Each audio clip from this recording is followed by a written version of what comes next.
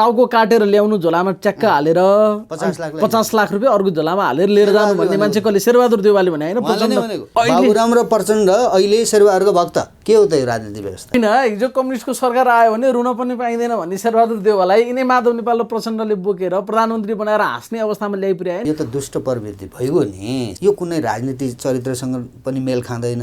50 वर्ष अब सिंहदरबारतिर नहेर्नु भने हैन प्रचण्डले शेरबहादुर देउवालाई त्यही त नेपाली कांग्रेस पत्ता साफ भयो अब पत्ता साफ गर्छौं भनेर भाषण गरेका क्लिपहरू अहिले पनि सामाजिक सञ्जालतिर भाइरल भइरहेछन् नि त प्रचण्ड कमरेडको माधव कमरेडको। यही व्यवस्थाका निमित्त सङ्घर्ष गरेका नेताहरूले एक अर्का बीच जुन खालको यो निम्न स्तरको चाहिँ झगडा खेले सत्ताका लागि र आफ्नो राजनीतिक वर्चस्व कायम राख्नका लागि यो नै उहाँहरूको लागि आत्मघाती साबित हुन्छ। अब जय जयकार छ अहिले माधव कुमार नेपालको।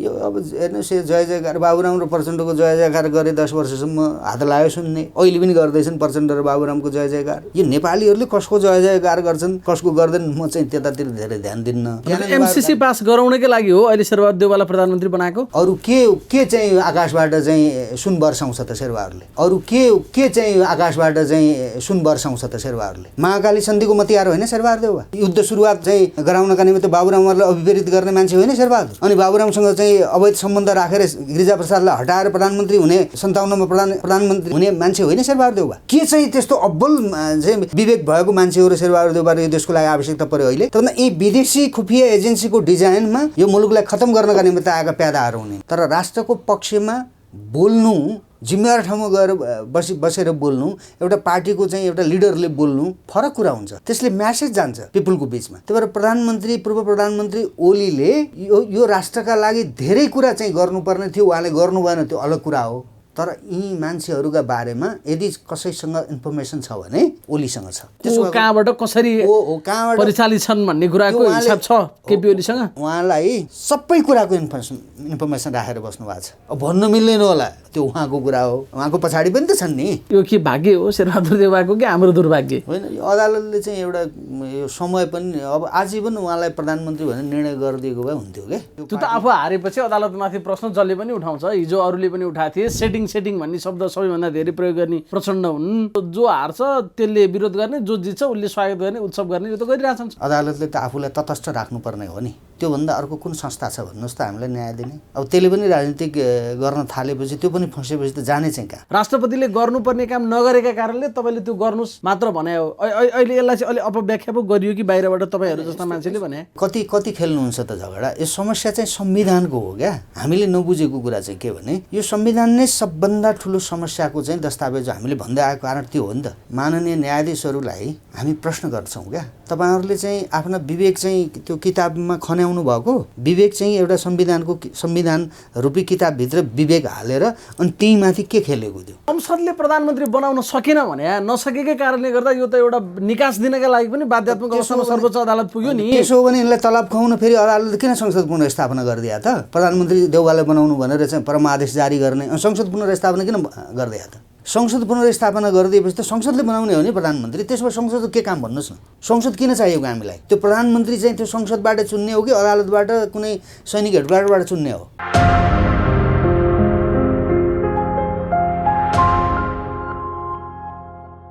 एउटा महत्त्वपूर्ण संवादका लागि हामी रहेका छौँ। अनिल योगी हामीसँग हुनुहुन्छ, राजनीतिक विश्लेषक, अभियन्ता, पत्रकार सबै। स्वागत छ यहाँलाई। धन्यवाद। कसरी हेर्दै हुनुहुन्छ अहिले राजनीति फेरि रमाइलो भइरहेछ नेपालको राजनीतिमा। अब आदेशबाट जनादेशबाट होइन परमादेशबाट प्रधानमन्त्री बन्ने दिन आयो भन्ने पनि कसैले भनेका छन्। तपाईँले कसरी हेर्नु भएको छ? त्यही त यो व्यवस्था को जुन एउटा चरित्र हो त्यो चरित्रबाट पनि काम हुन नसकेको र न्यायालय एक प्रकारले तानाशाही तरिकाले न्यायालयले निर्णय गर्ने प्रधानमन्त्री बनाउने अर्को बनाउने जुन यो गतिविधि छ यसले चाहिँ मुलुकलाई प्रजातान्त्रिक जुन एउटा राजनीतिक व्यवस्था हो त्यसलाई कतै न कतै अन्ततिर डाइभर्ट गर्न खोजे जस्तो देखिन्छ। किनकि न्यायालयको काम भनेको त संविधानको व्याख्या गर्ने मात्रै हो।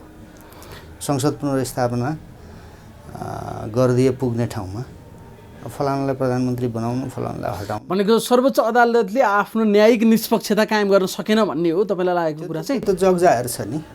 त्यो त जगजाहेर छ नि, त्यो त कानुनविदहरूले भनिसक्यो। होइन कसरी सर्वोच्च अदालतलाई हामीले दोष दिन सक्छौँ? राजनीतिक दलहरूको अकर्मण्यताका कारणले, उनीहरूले आफ्नो राजनीतिलाई बसमा राख्न नसकेका कारणले मुद्दा सर्वोच्च अदालतमा परिसके पछाडि त्यो फैसला त गरिहाल्छ नि। ठाउँ त फेरि राजनीतिले दिएको होइन अदालतलाई यो ठाउँसम्म पुर्याउनको लागि। होइन, ठाउँ त दियो, राजनीतिक दलहरूले नै दिएका हुन् त्यो ठाउँ अदालतलाई। तर अदालतको पनि त आफ्नो दायरा हुन्छ नि। संविधानको व्याख्या गर्ने त्यो अधिकार कसैले छिन्न सक्दैन। तर राजनीतिक निर्णय गर्ने अधिकार चाहिँ अदालतले हुँदैन। तपाईँको पार्टी फुटाउने काम पनि अदालतले गर्यो। त्यो नेकपालाई अलग अलग पार्टी बनाऊ भनेर पार्टी फुटाउने काम गरेको हो नि। अब त्यो पार्टी जोड्नेहरूका विवेकले के बुझ्यो हामीलाई थाहा छैन त्यो कुरा। तर फुटाउने काम अदालतको होइन नि। अदालतले त कानुनी व्यवधानहरू सिर्जना भएपछि त्यसमा संविधानमा उल्लेख भएका विषयहरूमा टेकेर निर्णय गर्ने हो। यसो गर्नुपर्छ भन्ने हो। अब राजनीतिक निर्णयमा पनि अदालत त फस्यो नि त। अहिले आज विवादमा छ नि अदालत। पूर्व प्रधानमन्त्री ओलीले नै अदालतमाथि प्रश्न उठाउनु भएको छ नि। त्यो त आफू हारेपछि अदालतमाथि प्रश्न जसले पनि उठाउँछ। हिजो अरूले पनि उठाएको थिए। सेटिङ भन्ने शब्द सबैभन्दा धेरै प्रयोग गर्ने प्रचण्ड हुन्। अहिले सायद पुनर्स्थापना नगरेको भएदेखि उनीहरू हुन्थे अहिले आन्दोलनमा। यो त जो हार्छ त्यसले विरोध गर्ने, जो जित्छ उसले स्वागत गर्ने, उत्सव गर्ने, यो त गरिरहेछन् सधैँ। त्यो त नेताहरूको सधैँभरि नेताहरूको चरित्र भयो। पार्टी राजनीति गर्नेहरूको चरित्रसँग त अदालतको चरित्र जोड्न मिल्दैन नि। अदालतले त आफूलाई तटस्थ राख्नुपर्ने हो नि। त्योभन्दा अर्को कुन संस्था छ भन्नुहोस् त हामीलाई न्याय दिने? अब त्यसले पनि राजनीतिक गर्न थालेपछि त्यो पनि फँसेपछि त जाने चाहिँ कहाँ? अब फेरि अनौठो कस्तो भने दशकौँदेखि नेपालीहरू एक आपसमा चाहे तपाईँको अंश मुद्दा भन्नुहोस्, चाहे तपाईँका अरू अन्य विषयका मुद्दाहरू भन्नुहोस्, लडेका छन्, तारिक बोकेका छन् वर्षौँदेखि। त्यो निर्णय निरूपण गर्ने कुरामा चाहिँ अदालतले कुनै तपाईँको समयानुकूल निर्णय र समयमा चाहिँ फैसला गरिदिँदैन। अब राजनीतिक फैसला चाहिँ भट्टाभट गरिदिइहाल्नुपर्ने। फेरि प्रधानमन्त्री फलानुलाई बोला भनेर भन्नुपर्ने राष्ट्रपतिलाई। अदालतको काम राष्ट्रपतिलाई डिक्टेट गर्ने होइन नि। राष्ट्र प्रमुख भनेको त तपाईँको एउटा कार्यपालिका हो नि। त्यो कार्यपालिकालाई डिक्टेट गर्ने भएपछि त अदालतको बिचमा, न्यायपालिकाको बिचमा र कार्यपालिकाको बिचमा त विवाद भयो नि त। अब अहिले जे विषयहरू उठिराखेका छन् त अदालतमा यसलाई हामीले यसरी हेर्नुपर्छ कि के गर्यो सर्वोच्च अदालतले भन्दा पनि किन गर्यो, कसरी गर्यो भन्ने कुरालाई हामीले निरपेक्ष राख्न मिल्दैन नि त। धारा 76 को 5 बमोजिम सरकार बनाउन आह्वान भयो। 2 जना नेताले त्यसमा दाबी प्रस्तुत गर्नुभयो, केपी ओली र शेरबहादुर देउवाले। र शेरबहादुर देउवाले गरेको दाबी चाहिँ 149 जना सांसदहरूले हस्ताक्षरसहित त्यहाँ दाबी गर्नुभएको थियो। र सर्वोच्चले अहिले फैसला मार्फत के भन्यो भने यो उपधारा 5 बमोजिम चाहिँ सरकार बनाउने अनिवार्य व्यवस्था हो। यसमा चाहिँ राष्ट्रपतिले गलत गर्नुभयो। दाबी आधारसहित लिएर गएको मान्छेलाई पनि प्रधानमन्त्री नियुक्ति गर्नु भएन। त्यसकारणले गर पो भने हो त। उसले कहाँ अदालतले प्रधानमन्त्री नियुक्ति गरे हो र? राष्ट्रपतिले गर्नुपर्ने काम नगरेका कारणले तपाईँले त्यो गर्नुहोस् मात्र भने हो। अहिले यसलाई चाहिँ अलि अपव्याख्या पो गरियो कि बाहिरबाट तपाईँहरू जस्ता मान्छेले भने? होइन, यस्तोहरूको कस्तो भने अदालतले निर्णय गर्ने भन्दा पनि पहिला प्रधानमन्त्री नियुक्त गर्नका निमित्त अहिलेको प्रधानमन्त्रीले देउवाले जुन राष्ट्रपति समक्ष पुग्नुभयो त्यो बेलामा त्यो संविधान त त्यो न्यायसँग थियो र सिस्टममा थियो भने राष्ट्रपतिले किन गर्नु भएन त? हो, त्यही किन गर्नु भएन भनेर अहिले सर्वोच्च अदालतले करेक्सन गरायो त्यसलाई। त्यही त मैले भने अब कति खेल्नुहुन्छ त झगडा। यो समस्या चाहिँ संविधानको हो क्या। हामीले नबुझेको कुरा चाहिँ के भने यो संविधान नै सबभन्दा ठुलो समस्याको चाहिँ दस्तावेज हामीले भन्दै आएको कारण त्यो हो नि त। संविधानले त समाधान पो दिन्छ त, झगडा खेलाउँछ र? यो त निरन्तर झगडा खेलिराख्ने भयो नि त। अब अरू कसैलाई चित्त बुझ्दैन फेरि अदालत जान्छ। अनि कार्यपालिका र न्यायपालिका सधैँ झगडा खेलिबस्ने होइन। अनि अरू दुनियाँले चाहिँ के गरिकन चाहिँ यो शासन व्यवस्था र यी नेताहरूप्रति भरोसा गरेर बस्ने त त्यो प्रश्न पनि त उठ्ला नि। भनेको यो झगडाको बिउ हो अहिलेको संविधान त्यसले हैन? यो अहिलेको संविधान यो कस्तो बनाएको संविधान? त्यो संविधान बनाउने र त्यो संविधानको बारेमा व्याख्या गर्ने माननीय न्यायाधीशहरूलाई हामी प्रश्न गर्छौँ क्या। तपाईँहरूले चाहिँ आफ्ना विवेक चाहिँ त्यो किताबमा खन्याउनु भएको विवेक चाहिँ एउटा संविधान रूपी किताबभित्र विवेक हालेर अनि त्यहीमाथि के खेलेको त्यो संविधान भनेको त तपाईँको आवश्यकता अनुसार राष्ट्रको आवश्यकता अनुसार अन्तर्राष्ट्रिय मूल्य मान्यताका आधारमा अन्तर्राष्ट्रिय कानुनका चाहिँ तपाईँको नम्सका आधारमा काहीँ त्यस्तो अप्ठ्यारो आएको बेलामा प्रयोग गर्ने एउटा विधान हो त्यो अनि दिमाग जति त्यहाँ संविधानमा हालेर के गर्न खोजे विवेक प्रयोग गर्नुपर्छ कि पर्दैन राष्ट्रको हित के गर्दा हुन्छ जनताको हित के गर्दा हुन्छ शासन व्यवस्था कति चाहिँ कुन चाहिँ एउटा चरित्रका आधारमा सञ्चालन गर्नुपर्छ न्यायालय कुन चरित्रका आधारमा सञ्चालन गर्नुपर्छ त्यो त कमसेकम मान्छेका विवेकले निर्णय गर्ने कुरा हो नि सबै प्रधानमन्त्री पद पनि सर्वोच्च अदालतको परमादेशबाट तोक्नुपर्ने ठाउँसम्म अहिलेको संविधान अथवा यो व्यवस्था अहिले पुग्यो होइन सायद यो इतिहासमै पहिलो पटक त्यति मात्र होइन अझ विश्वमै पहिलो पटक भनिरहेछन् कसैले त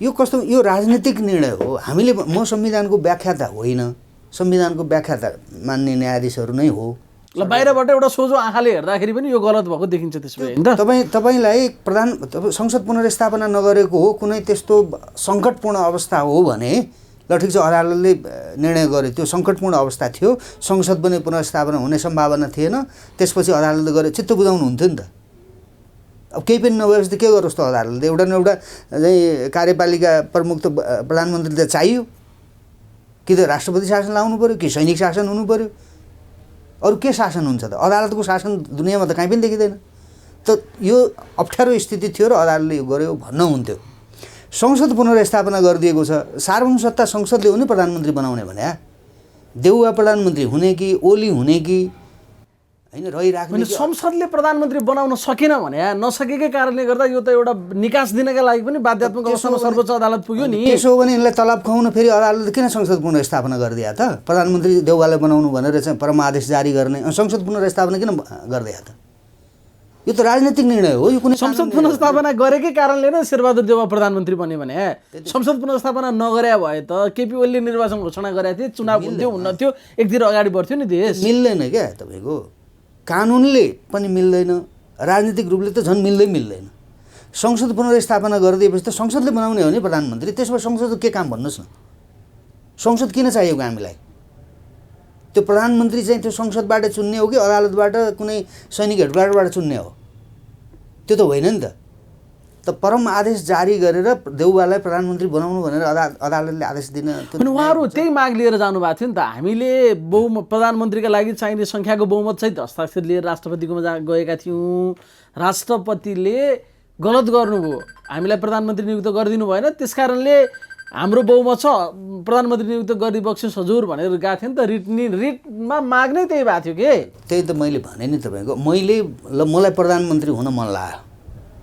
है मैले यो कारणले यी नेताहरू चाहिँ विदेशीका चाहिँ डिजाइनमा यिनले काम गरे मुलुकलाई अप्ठ्यारो स्थितिमा फसाए भ्रष्टाचार गरे नातावाद कृपावाद गरे विदेशीहरूको हस्तक्षेप चाहिँ चरम रूपमा यिनीहरूले बढाउने काम गरे त्यसो भएको हुनाले यिनीहरूलाई सत्ताच्युत गरेर मलाई प्रधानमन्त्री बनाइयोस् भनेर मैले दाबी गरेर पाउँछु कि पाउँदिनँ म अदालतमा मुद्दा हाल्न बित्तिकै सबै कुरा पाइने भएपछि सबैले मुद्दा हाल्न जाने भयो नि त अदालत भनेको त त्यो अमूर्त कुरा हो त्यहाँभित्र विवेक हुन्छ विवेक प्रयोग गर्नुपर्छ होला नि अहिलेको संविधानले धारा 5 तपाईँले जे भने पनि त्यसले प्रधानमन्त्री कसैलाई त्यो सिस्टम धारा 5 अनुसार प्रधानमन्त्री बनाउने त्यो कार्यान्वयन भएको थिएन त्यो आफ्नो ठाउँमा छ तर त्यसको लागि त संसद हो नि त निर्णायक थलो भनेको त संसद हो नि संसद पुनर्स्थापना पनि गरिदिएको छ अनि फलानलाई चाहिँ प्रधानमन्त्री बना पनि भनेको छ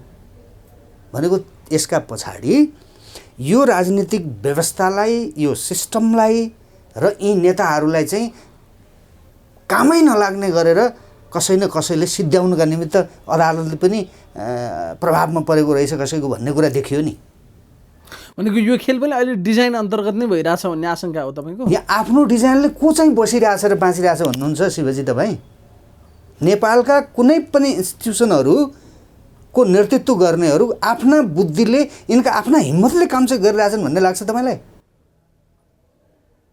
यिनले कहिले दिए न्याय भन्नुहोस् त एकजना न्यायाधीश युद्धको बेलामा सुर्खेत जाने बेलामा एम्बुसमा पार्यो माओवादीले यी न्यायाधीशहरूको कहिले पनि दिमागले काम गरेन एउटा रणबहादुर चन्द भन्नेलाई गोली हानेर मारे, न्यायाधीशले गोली हानेर मारेको छ नि, किन मार्यो होला? यस्तै यस्तै निर्णय गरेपछि हान्दो रहेछ नि त। त्यसो भए यो पनि राजनीतिक संस्था भयो, अदालत पनि यिनले बनाए, पार्टीका नेताहरूले। यिनले त आफ्ना मान्छेहरू नियुक्त गरेका छन् नि त्यहाँ अदालतमा। तपाईँलाई अलिकति पछाडि जाउँ, राजा वीरेन्द्रकै बेलामा तपाईँको नागरिकता सम्बन्धी विवाद भयो, के अरे अर्थ विधेयकको नाममा नागरिकता विधेयक ल्याएर आए गिरिजाप्रसादले प्रधानमन्त्री हुँदाखेरि। त यो नागरिकता अर्थ विधेयक होइन, यो चाहिँ यसमा नागरिकता वितरण गर्ने विषय छ। त्यसो भएको हुनाले यसलाई चाहिँ बुझबुझारत गरेर मात्रै कार्यान्वयन अथवा जारी गर्नु, राजाले जारी गर्नुपर्ने थियो। त्यो विषय उठेपछि त्यो विषयका नागरिकता सम्बन्धीका विज्ञहरूसँग राजाले छलफल गरे र त्यसपछि सर्वोच्चको राय लिए। त्यसले सर्वोच्चले के भने यो गर्न हुँदैन, यो चाहिँ देशको हितमा छैन भनेपछि त्यो पास हुन सकेन। राजाले पनि सोध्थे। तपाईँको पछिल्लो समयमा यिनै राजा ज्ञानेन्द्रलाई यिनले चाहिँ तपाईँको भ्रष्टाचार निवारण शाही आयोग बनाए। त अख्तियार दुरुपयोग अनुसन्धान थियो नि त, हुँदाहुँदै अर्को बनाए राजाले। त त्यो विषयमा मुद्दा पऱ्यो, त्यो असंवैधानिक छ यो भनेर सर्वोच्चले निर्णय गर्यो। राजा मान्न तयार भए, खारिज गरिदियो अदालतले। नगरेको होइन अदालतले, कतिपय विषयहरूमा देशका हितका पक्षमा निर्णय पनि गरेका छ, नगर्या होइन। तर यो नगरे होइन कि अहिले चाहिँ हामीलाई मन नपर्या भन्नु पर्यो। हिजो अदालतले गरेका कुराहरू त्यो तपाईँलाई मन परेको थियो, एकदम ठिक गर्यो, अथवा अरूलाई पनि मन परेको थियो। अहिले मन परेन, ठिक गरेन। यो फैसला मेरो त धेरैले त स्वागत गरेका छन् नि त, एकदम राम्रो भयो, ऐतिहासिक फैसला गर्यो, लोकतन्त्रलाई बचायो, संविधानलाई ट्र्याकमा ल्यायो। सर्वोच्चको यो फैसला कालान्तरसम्म पनि मान्छेले सम्झिरहनेछन्। एउटा स्वेच्छाचारी शासकलाई त लगायो भनेर यत्रो उत्सव मनाइराखेका छन् मान्छेहरू। तपाईँ फेरि यस्तो कुरा गर्दै हुनुहुन्छ। हाम्रो लागि त बडा फस्के लास भयो। मेरो लागि त यी पापीहरू चाहे न्यायालयमा बसेका हुन्, चाहे शासनमा बसेका हुन्, प्रशासनमा बसेका हुन्, यी पापी हुन्, यी गद्दार हुन्, यी नेपाली जनताका शत्रु हुन् जो नेतृत्वमा छन्, सबै होइन। यिनको त यसरी नै सत्यानाश भएको त मलाई त गर्व, मलाई त आनन्द आइसन्चो छ कि यी अपराधीहरूको, पापीहरूको जोसुकै होस् न, न्यायालयमा बसेर जनतालाई न्याय नदिने त्यो पापी होइन। त्यो न्यायाधीश हो भनेर मैले शिर झुकाउँछु त्योसँग, त्यसले जनतालाई न्याय दियो।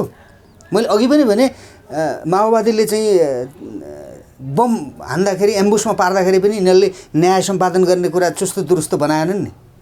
त अहिले त यस्तोसम्म आइपुगे कि फलाना प्रधानमन्त्री बना भनेर परम आदेश जारी गर्नेसम्म पुगे यिनीहरू। त भनेको यिनले त न्यायालय बाँकी राखेनन् नि है। जनताले अब कसरी भरोसा गर्ने भन्नुहोस् त? यो अदालत हाम्रो हो, यसले जनताको पक्षमा निर्णय गर्छ भनेर पत्याउने आधार के भन्नुहोस् त? अब यिनीहरूलाई मन लागेको मान्छेलाई प्रधानमन्त्री बनाउने भयो नि त। राष्ट्रपतिको के काम भयो त? अब राष्ट्रपति चाहिँ अदालतले डिक्टेट गरेपछि जसलाई भोलि अदालतलाई चाहिँ शेरबहादुर देउवा हुँदैन, अर्को कोहीलाई बना भनेर विदेशीले भन्ला प्रधान न्यायाधीशलाई, मान्ने न्यायाधीशहरूलाई, या त तिमीहरूलाई खतम गर्छौँ या त फलानालाई प्रधानमन्त्री बना भनेर कतै न कतैबाट फोन आउला। अनि त्यसपछि राष्ट्रपतिले के अर्को कुनै लठुवालाई उभ्याएर प्रधानमन्त्री शपथ खुवाउने? राजनीतिक व्यवस्था अनुसारको सिस्टममा चलाउने होला नि त व्यवस्था भने त। न्यायालयले पनि त्यो गर्नुपर्ने होला, सुरक्षाले पनि त्यो गर्नुपर्ने होला, राष्ट्रपतिले पनि गर्नुपर्ने होला नि त ती कामहरू। त्यो किन गरिँदैन? भनेको के भने यो सबै कुराका पछाडि विदेशीहरूको यो डिजाइनमा भएको कुरा हो यो सबै। अब यसको अलिकति अन्तर्वस्तुमा हेर्दा कसरी त्यो ठाउँमासम्म पुगेको देखिन्छ भन्दा, उपधारा 5 बमोजिमको सरकार बन्ने आह्वान भयो। ठिक छ, आफ्नो विपक्षी दलहरूले त त्यहाँ दाबी गर्ने भए, सरकार ढाल्न खोज्ने भए, स्वाभाविक मानौँ ल। नेपाली काङ्ग्रेसले पनि स्वाभाविक, माओवादी पनि समर्थन फिर्ता लिएर हिँडेको थियो, उसले पनि केपी ओलीलाई ढालेर अर्को सरकार बनाउन खोज्नुलाई यो संसदीय व्यवस्थामा स्वाभाविक मानौँ। तर यहाँ के अस्वाभाविक दृश्यहरू पनि देखियो, जस्तो कि नेकपा एमाले भित्रकै केही सांसदहरूले आफ्नो सरकार ढलाएर शेरबहादुर देउवालाई प्रधानमन्त्री बनाउनको लागि उहाँहरूले पनि हस्ताक्षर गर्नुभयो। त्यसैका आधारमा रिट पर्यो र रिटकै आधारमा फैसला भयो। यो जुन प्रवृत्ति छ यसलाई चाहिँ कसरी हेर्ने त? त्यसै माधव नेपालहरूको गतिविधि जे भयो यो त भने नि, यो त कुनै राजनीतिक चाहिँ तपाईँको प्रवृत्तिसँग, सिद्धान्तसँग, चरित्रसँग, यो व्यवस्थाको चाहिँ जुन चरित्र हुन्छ नि व्यवस्थाको, त्योसँग त मेल खाँदैन नि। तपाईँले माधव नेपालको प्रश्न चाहिँ जुन उठाउनु भयो नि, माधव नेपाल त यस्तो व्यक्तित्व हो, म इज्जत गर्छु, तर 2 ठाउँबाट चुनाव हारेर पनि प्रधानमन्त्री हुनलाई लाज मान्नु भएन उहाँले। अनि यो गर्न के लाज मान्नुहुन्छ उहाँले?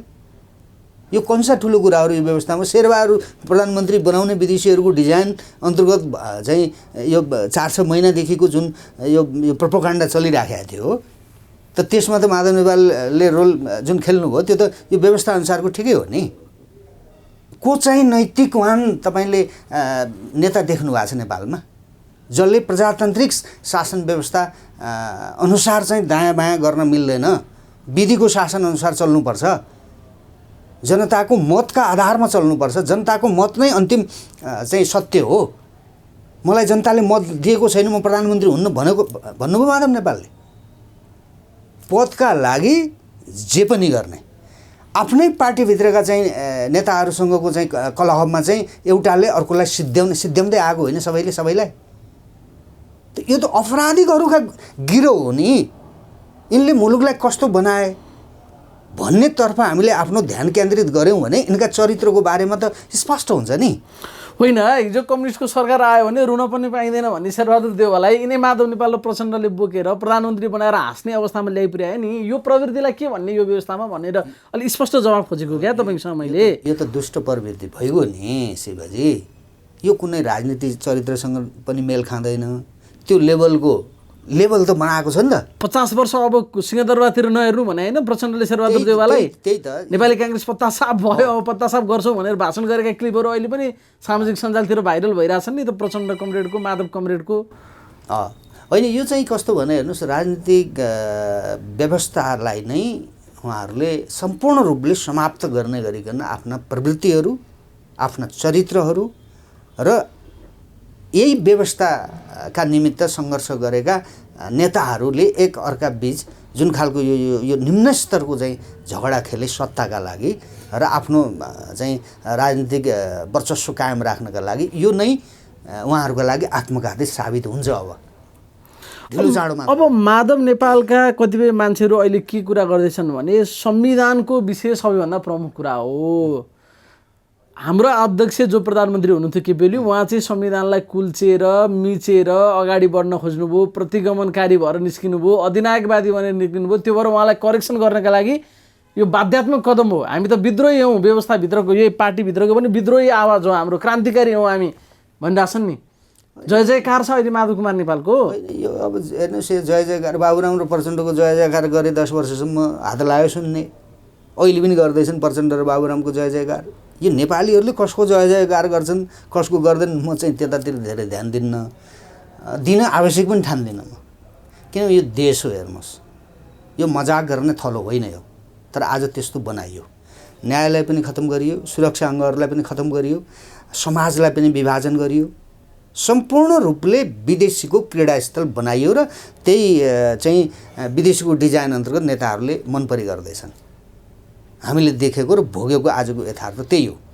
त्यसो हुनाले हामीले अब मुलुकलाई नयाँ तरिकाले अगाडि लैजानका निमित्त प्रयास गरेनौँ, छलफल चलाएनौँ र नेपाली सचेत नेपालीहरूले चाहिँ आफूलाई यो मुलुक चाहिँ जोगाइराख्नुपर्छ भन्ने चेतनाबाट चाहिँ माथि उठेका नेपालीहरूले यी मान्छेहरूमाथि निषेध नगर्ने हो भने है, यो व्यवस्थामाथि होइन, यी मान्छेहरूको चरित्रमाथि, यी मान्छेहरूको प्रवृत्तिमाथि र यिनीहरूले चाहिँ गर्ने विदेशीहरूसँग चाहिँदो नचाहिँदो जुन सम्बन्ध छ त्यो सम्बन्धको बारेमा पनि हामीले निगरानी गरेर यिनीहरूमाथि निषेध गरेर अलिकति भद्र टाइपको व्यवस्था अनुकूल चरित्र प्रदर्शन गर्न सक्ने मान्छेहरूलाई अगाडि नल्याउने भने त शेरबहादुर त तपाईँको कहिले पनि विस्थापित गर्न सकिँदैन, माधव नेपाललाई कहिले पनि विस्थापित गर्न सकिँदैन, ओलीलाई कहिले पनि विस्थापित गर्न सकिँदैन। 30 वर्षदेखि यही यो परिवर्तन भने 30 वर्षदेखि यही देउवा मैले भोगेको छु नि। देउवालाई युद्धको सुरुवात चाहिँ यिनी प्रधानमन्त्री हुँदाखेरि भयो।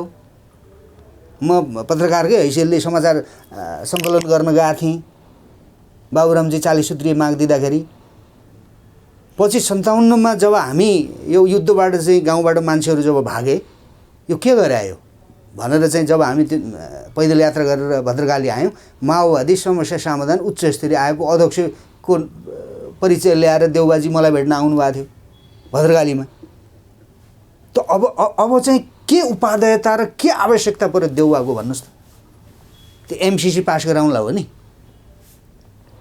एमसिसी पास गराउनकै लागि हो अहिले शेरबहादुर देउवालाई प्रधानमन्त्री बनाएको। अरू के चाहिँ आकाशबाट चाहिँ सुन बर्साउँछ त शेर्वाहरूले? को हो शेर्वाहरू थाहा छैन मान्छेलाई? महाकाली सन्धिको मतियार होइन शेरबहादुर देउवा? युद्ध सुरुवात चाहिँ गराउनका निमित्त बाबुरामहरूलाई अभिप्रेरित गर्ने मान्छे होइन शेरबहादुर? अनि बाबुरामसँग चाहिँ अवैध सम्बन्ध राखेर गिरिजाप्रसादलाई हटाएर प्रधानमन्त्री हुने 57मा प्रधानमन्त्री हुने मान्छे होइन शेरबहादुर देउवा? के चाहिँ त्यस्तो अब्बल चाहिँ विवेक भएको मान्छे हो र शेरबहादुर देउवा यो देशको लागि आवश्यकता पर्यो अहिले? तर यी विदेशी खुफिया एजेन्सीको डिजाइनमा यो मुलुकलाई खतम गर्नका निमित्त आएका प्यादाहरू हुन् यिनीहरू। तपाईँ यस्तो पात्र भन्दै हुनुहुन्छ जसलाई प्रधानमन्त्री बनाएको दिन आनन्दले निन्द्रा पर्यो नि त डाक्टर बाबुराम भट्टराईलाई। उहाँले ट्विट गर्नुभएको छ अस्ति, पुस 5 गतेदेखि आजसम्म निदाउन सकेका थिइनँ, आजबाट अब आज मलाई बल्ल आनन्दको निन्द्रा लाग्ने भयो भन्नुभएको छ शेरबहादुर देउवालाई शपथ ग्रहण गराएपछि। उहाँले 40 बुँदे माग राखेर शेरबहादुर देउवाले पुरा नगरेपछि बन्दुक उठाउनु भएको बाबुराम भट्टराईले त्यतिखेर। यो कस्तो राजनीति, कस्तो चक्र या दुष्चक्र हो? एउटा हेर्नुहोस् शिवजी, एउटा समय चाहिँ आएको थियो है नेपालीहरूमा, प्रजातन्त्रवादी राष्ट्रवादी देशभक्त नेपालीहरूमा एउटा परिवर्तनको ठुलो एउटा तपाईँको वेभ आएको थियो है। चाहे त्यसको नेतृत्व ओलीले गर्थे कि अर्को कसैले गर्थ्यो कि कसै न कसैले गर्थ्यो होइन। त्यसलाई रोक्नका निमित्त चाहिँ यो सर्वोच्चलाई प्रयोग गरेर जुन यो निर्णय गरायो नि है, अनि बाबुराम जस्ता मान्छेहरूलाई निन्द्रा त आउने भयो नि त। दलालहरूलाई निन्द्रा नआउने स्थिति सिर्जना हुन खोजेको थियो नि।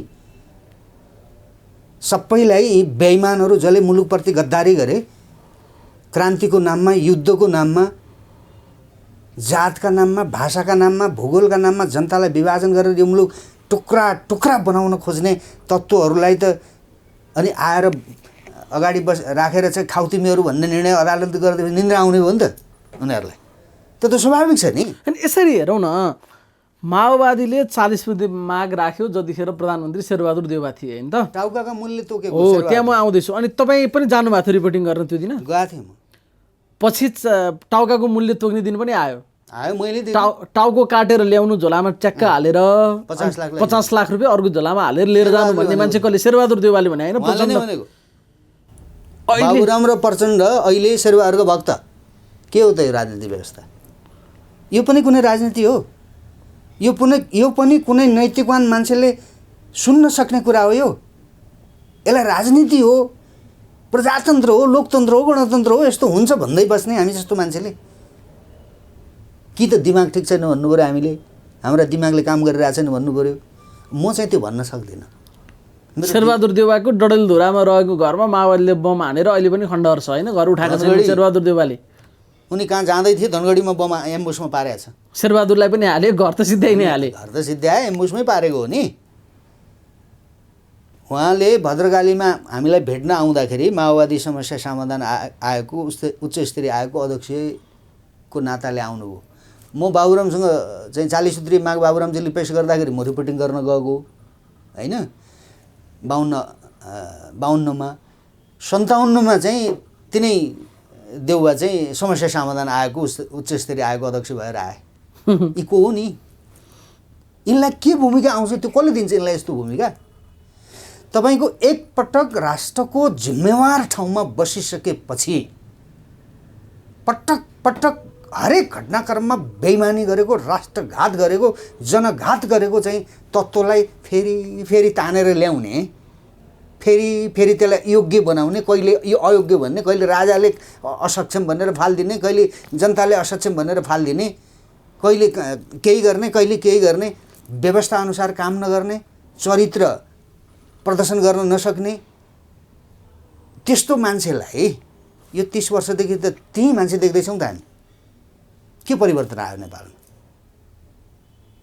त्यसो भए हामीले भनेको के हो भने, तपाईँलाई थाहा छ अहिले त फेरि अग्रगमनको खास्टोभित्र ओडिएर आउनु भएको छ नि त शेरबहादुर देउवा, जसले 58 सालमै हुनुपर्छ सायद संसद लगेर राजाको पाउमा बुझाउनु भएको भनेर विरोध भइरहेछ। त्यो हो कि अग्रगमन, यो हो कि अग्रगमन? अहिले त प्रतिगमनकारी केपी ओलीलाई ढालेर अग्रगमनकारी शेरबहादुर देउवा प्रधानमन्त्री बन्नु भएको छ फेरि, त्यो पनि पुष्पकमल दाहाल प्रचण्डले बनाएर। मलाई हेर्नुहोस्, यो राजनीतिक तिकडमबाजी गर्ने सवालमा चाहिँ कोही नेपालका नेताहरू पार्टीहरू कम छैनन्। यिनले चाहिँ राजनीति भनेको फटाइ गर्नु, देश लुट्नु, विदेशीको दलाल तँ बन्ने कि म बन्ने भन्नु कुरामा प्रतिस्पर्धा गर्ने बाहेक यी नेताहरूले मुलुकको हितमा 31 वर्ष मैले काम गरेको देखेको छैन है। तर ओलीले जतिसुकै चाहिँ हँसाए पनि 50% चाहिँ ओलीका यो 30 वर्षको राजनीतिमा उनले भनेका कुराहरू त्यो मेरो मानसपटलमा छन् क्या। उनले काम गरेनन् त्यो अनुसारले, त्यो अर्को पाटो हो फेरि। तर राष्ट्रको पक्षमा बोल्नु, जिम्मेवार ठाउँमा गएर बसेर बोल्नु, एउटा पार्टीको चाहिँ एउटा लिडरले बोल्नु फरक कुरा हुन्छ। त्यसले म्यासेज जान्छ पिपुलको बिचमा। त्यही भएर प्रधानमन्त्री, पूर्व प्रधानमन्त्री ओलीले यो राष्ट्रका लागि धेरै कुरा चाहिँ गर्नुपर्ने थियो, उहाँले गर्नु भएन, त्यो अलग कुरा हो। तर यी मान्छेहरूका बारेमा यदि कसैसँग इन्फर्मेसन छ भने ओलीसँग छ। कहाँबाट कसरी परिचालित छन् भन्ने कुराको हिसाब छ केपी ओलीसँग। उहाँलाई सबै कुराको इन्फर्मेसन राखेर बस्नु भएको छ। अब भन्नु मिल्दैन होला, त्यो उहाँको कुरा हो होइन। उहाँ पनि त, उहाँको पछाडि पनि त छन् नि। सर्पको खुट्टा सर्पले देख्छ होइन, सबैलाई थाहा छ यिनीहरूलाई। अब नि शेरबहादुर देउवा 5औं पटक प्रधानमन्त्री बन्नुभएको छ। उहाँको तालुमा आलु फलिहाल्यो, भाग्य भन्ने हो कि के भन्ने हो, फेरि के त्यस्तो अद्भुत क्षमता हो? 4 चोटि के काम गर्नुभयो कसैलाई थाहा छ कि छैन। फेरि 5 चोटि, अझ ज्योतिषीले त 7 चोटि भनेको छ। यो के भाग्य हो शेरबहादुर देउवाको कि हाम्रो दुर्भाग्य? होइन, यो अदालतले चाहिँ एउटा यो समय पनि अब आजीवन उहाँलाई प्रधानमन्त्री भनेर निर्णय गरिदिएको भए हुन्थ्यो क्या। शेरबहादुर देउवालाई आजीवन शेरबहादुर देउवा प्रधानमन्त्री भनेर परमादेश जारी गर्दा चाहिँ आजीवन चाहिँ शेरबहादुर देउवालाई प्रधानमन्त्री बदल्न नपाउने गरी अदालतले परमादेश जारी गरिदिएको भए आनन्द हुन्थ्यो। मान्य न्यायाधीशहरू थिए, बडा विवेक प्रयोग गर्ने रहेछन् उनीहरू।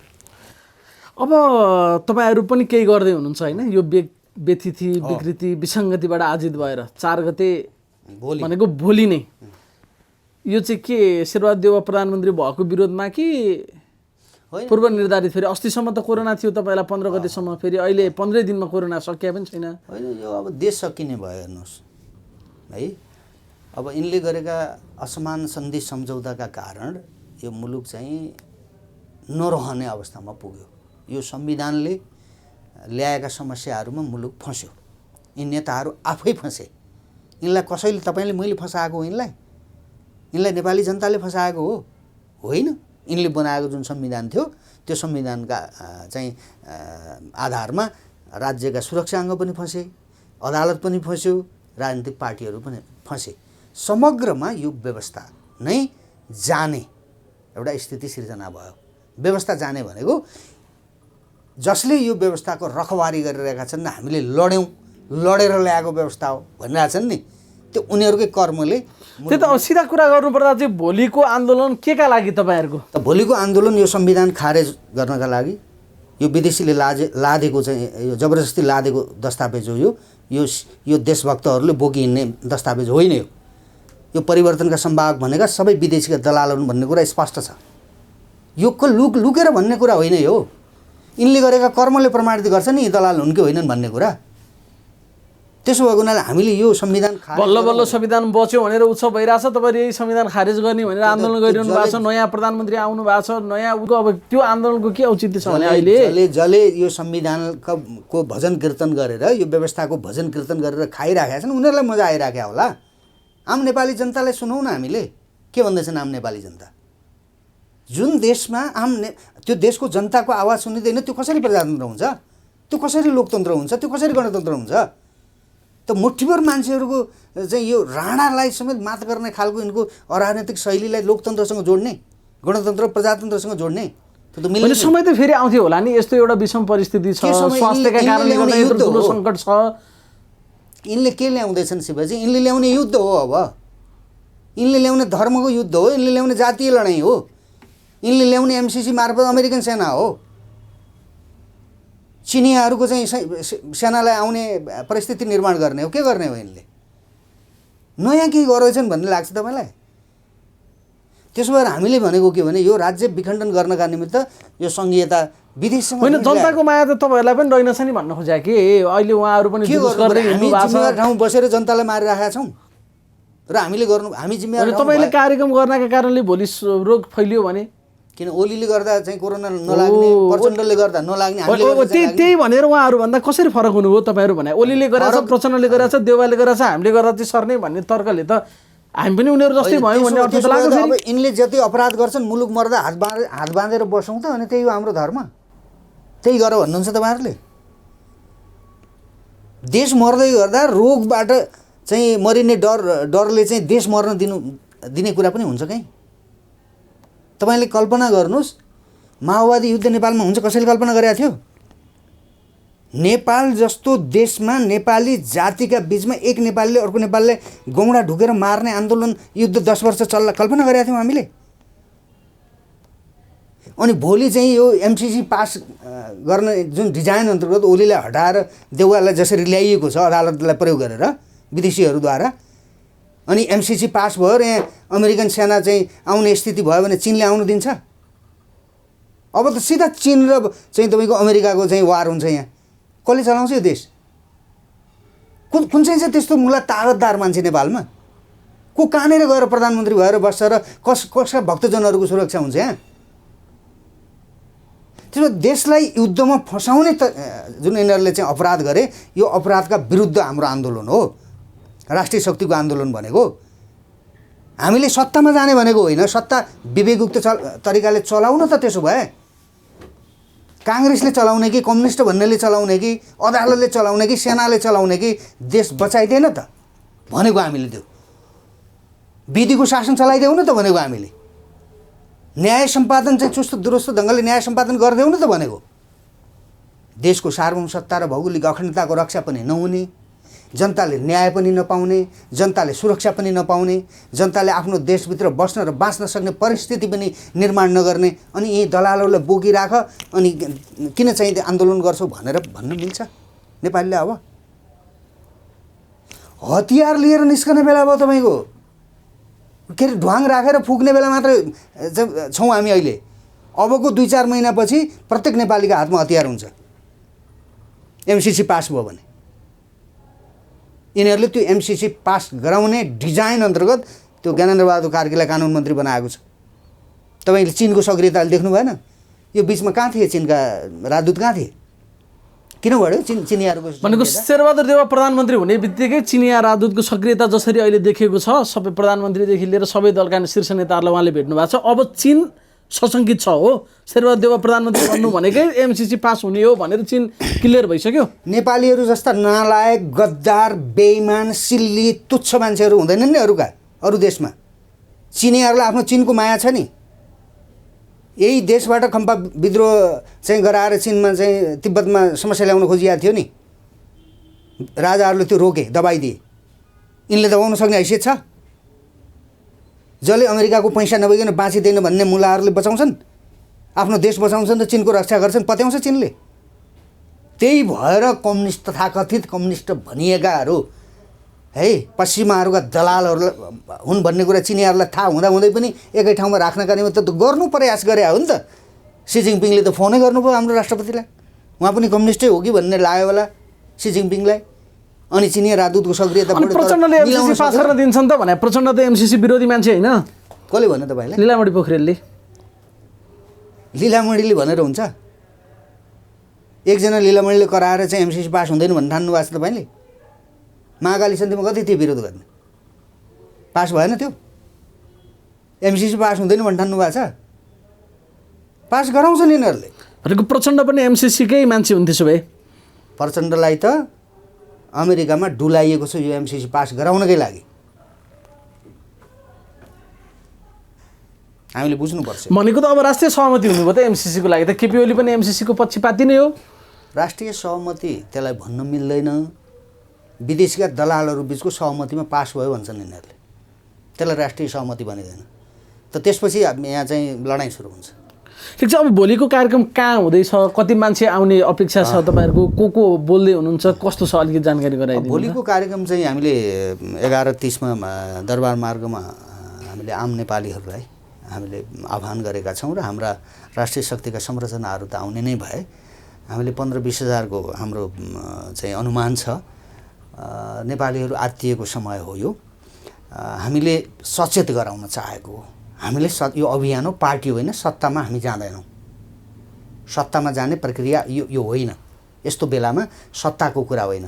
मुलुकलाई जोगाउनका निमित्त, हाम्रा धर्म संस्कृति सभ्यतालाई जोगाउनका निमित्त र विदेशीहरूको भौतिक सैन्य उपस्थिति यो देशमा हुन दिनु हुँदैन भन्नका निमित्त हामी आम नेपालीहरूलाई भोलि अपिल गर्नका लागि जाने हो। बसन्तपुरमा सभा राखेका छौँ 1 बजी। यहाँहरूलाई पनि हामी त्यहाँ आमन्त्रण गर्दछौँ, किनकि यो देश हो को आउनुहुन्छ सम्बोधन गर्ने? जस्तो यहाँहरूको अध्यक्ष केशरबहादुर बिष्ट आउनुहुन्छ होला, अरू को आउँदै हुनुहुन्छ? हाम्रै राष्ट्रिय शक्तिकै साथीहरू बोल्नुहुन्छ। आदरणीय अध्यक्षजीले त बोल्ने कुरा नै भयो। अरू अन्य बाहिरबाट पनि केही विद्वान बुद्धिजीवीहरूलाई बोलाइएको छ भन्ने कुरा अध्यक्षले हामीलाई जानकारी गराउनु भएको छ। धेरै लामो कार्यक्रम हुँदैन, केही निश्चित 4-5 जना वक्ताहरूलाई राखेर हाम्रो कुरा भन्ने हो र नेपालीलाई सचेत रहन र कुनै पनि बेलामा यो मुलुक युद्धमा जाने खतराबाट चाहिँ जोगाउनका निमित्त अब नेपालीहरूले प्रयास चाहिँ गरेनौँ भने चाहिँ हामी फस्छौँ र यी नेताहरूले फसाउँछन्। यही कुरा भन्न जाने हो। हुन्छ, महत्त्वपूर्ण समय दिनुभयो। यहाँलाई धेरै धेरै धन्यवाद छ। मलाई पनि मौका दिनुभयो। तपाईँलाई धेरै धेरै धन्यवाद छ। हस्, धन्यवाद।